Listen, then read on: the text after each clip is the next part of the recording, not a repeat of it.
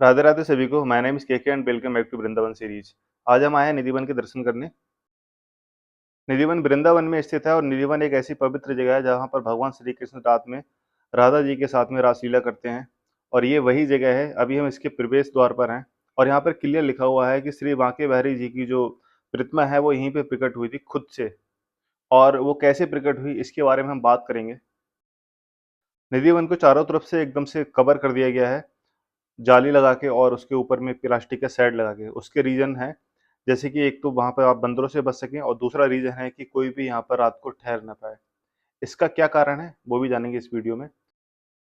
जो भी लोग नए हैं इस चैनल पे और उन्होंने अभी तक इस चैनल को सब्सक्राइब नहीं किया तो प्लीज सब्सक्राइब कर लीजिए, वृंदावन की वीडियो जो आपसे मिस ना हो जाए। ये है ललिता कुंड। ललिता कुंड भगवान श्री कृष्ण ने अपनी बांसुरी से खोद के बनाया था और जिसमें हमेशा जल रहता है। इस कुंड का जल कभी भी सूखता नहीं है और ये बहुत छोटा सा एकदम संकरा सा है। ये देखिए, जो कि बहुत कम दिख पा रहा है क्योंकि ये एकदम से कवर है चारों तरफ से। निधि वन में जो आप पेड़ पौधे देख रहे हैं ये पेड़ पौधे सभी के सभी जोड़े में हैं और एक दूसरे से लिपटे हुए हैं। ऐसा माना जाता है कि सभी राधा जी की सखियां हैं और रात में ये सखियां राधा जी के साथ में नृत्य करती हैं, यहाँ पर रासलीला करती हैं। भगवान श्री कृष्ण भी आते हैं। सामने जो आप मंदिर देख रहे हैं यहाँ पर बांके बिहारी जी की प्रतिमा प्रकट हुई थी खुद से। और एक उनके जो भक्त थे श्री हरिदास जी, हरिदास जी की भक्ति के वजह से यहाँ पर उनकी प्रतिमा खुद से प्रकट हुई थी। ये मुझे भी नहीं पहले पता था। इस बार जब मैं दर्शन करने आया तब मुझे ये सारी बातें पता चली। बांके बिहारी जी यहाँ पर प्रकट हुए थे और उनका मंदिर बनाया गया जहाँ पर अभी वो हैं। तो उनके जो भक्त थे उन्होंने यहाँ से वहाँ उनको शिफ्ट किया था। इस बात को लगभग 500 साल हो चुके हैं।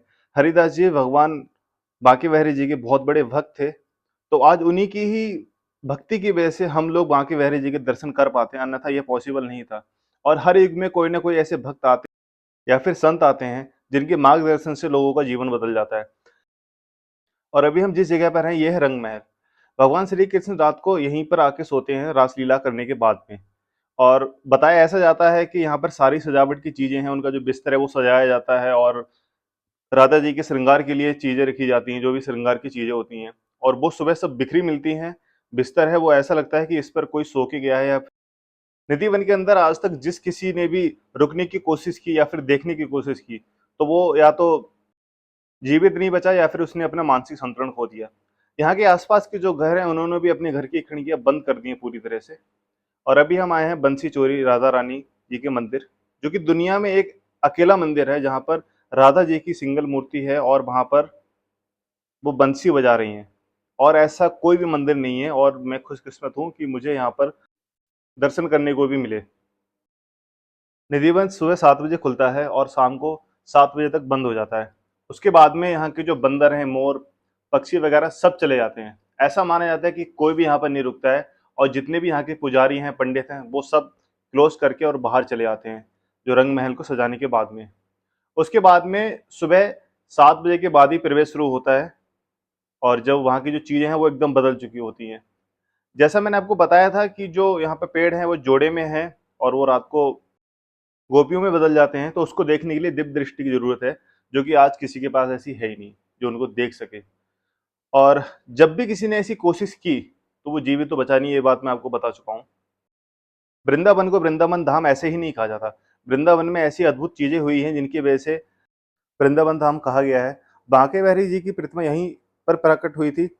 उसके बाद में जो राधा रमन जी हैं वो भी खुद से ही प्रकट हुए थे। तो भगवान जहाँ खुद से प्रकट हुए उसी वजह से यहाँ पर इसको वृंदावन धाम कहा गया है।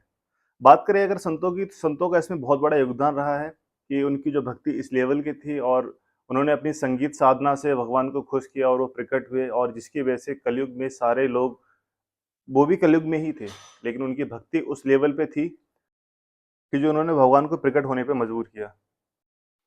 कई बार आप लोगों ने टीवी पे भी देखा होगा, न्यूज में भी देखा होगा कि जो लोग यहाँ के पड़ोसी रहने वाले हैं उन्होंने भी कभी चूड़ियों की खनकने की आवाज या फिर पायल के बजने की आवाज सुनी थी।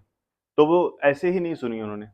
और वो ये अच्छा था कि उन्होंने सिर्फ वो चीज़ें पर्दे के पीछे से सुनी, क्योंकि वो यहाँ के रहने वाले हैं तो वो इस चीज़ को ज़्यादा अच्छे से समझते हैं। जो लोग बाहर के आए या कोई ऐसे दर्शन करने आए तो जिन्होंने इन चीज़ों को एज एक मिथ समझा और उसको क्रॉस चेक करने की कोशिश की, तो उन्होंने इस तरह के काम किए, यहाँ पर रुकने की कोशिश की या फिर देखने की कोशिश की। तो जो कि भगवान से चालाकी दिखाने के चक्कर में वो अपनी जान खो बैठे।